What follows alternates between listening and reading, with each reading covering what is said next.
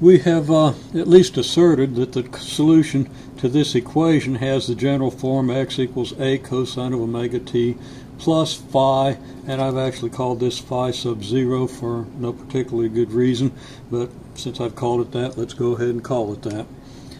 Now, we've pretty much shown that this is true, but there's some blanks that would need to be filled in. We don't really need that. We just need to understand that this is a general solution of this equation.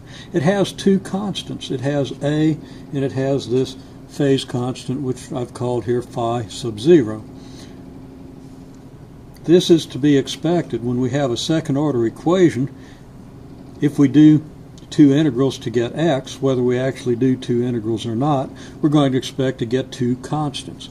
So we get the two constants, a and phi sub 0, to the second order equation, mx double prime equals negative kx. And this omega, I don't know that we've mentioned this omega, but this omega is just the square root of k over m that we saw before. So it's just a shorter way of writing the square root of k over m that we saw in the original equation. Now, if x is 0.5 meters when t equals 0, that means, of course, we write that as x of 0 equals 0.5, and I'll go ahead and keep the meter here. Now, x of 0 equals a times the cosine of omega times 0 plus phi naught.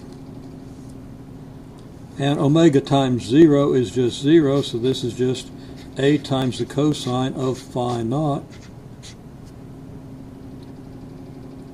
And this equals 0.5 meters because x of 0 is 0.5 meters.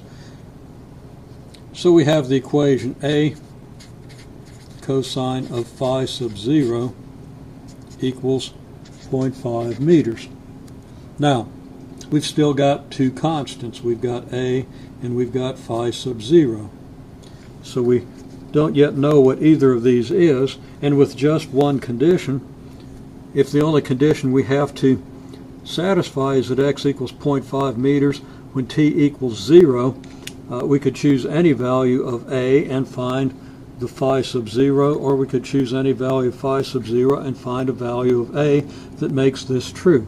But we don't have any unique pair of numbers for a and phi sub 0 that'll make this equation valid.